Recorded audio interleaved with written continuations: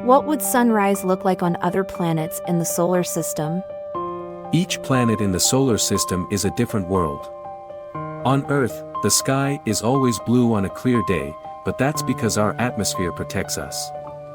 If you watch the sunrise on Mercury, you'll find that even though the sun looks 3 times larger than it does on Earth, the sky is still dark. This is because there's no atmosphere there. Sometimes you'll see the sun bouncing up and down on the horizon. Time can't go backwards, but the sun can. Venus is not the closest planet to the sun, but it is the hottest planet in the solar system.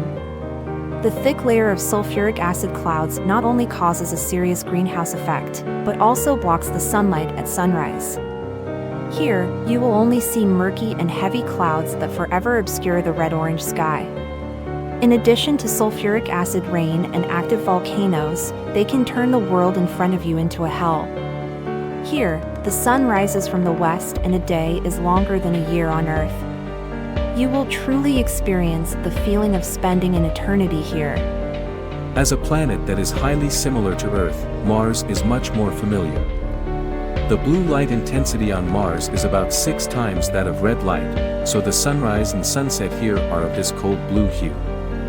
This is also the only planet we have truly witnessed and taken pictures of.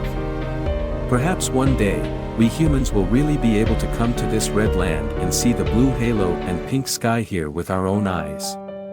Compared to Mars, Jupiter is much more violent. In the almost black dark blue sky, you will see the sun with its own halo, which is less than a quarter of the size of the Earth's sun. It is covered by strange and colorful clouds and haze. After that, the planets we see are like Jupiter, which is a gaseous planet without land. Jupiter's violent atmosphere will make you feel like a ghost floating here.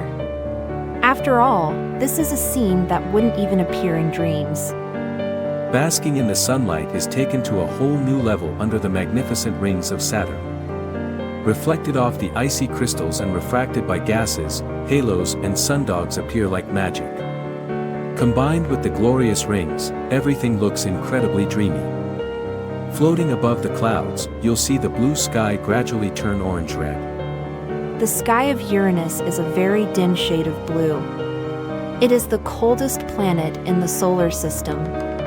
If you stand at the poles of this ice giant and watch the sunrise, you will see the sun rise and take a long 42 years to set.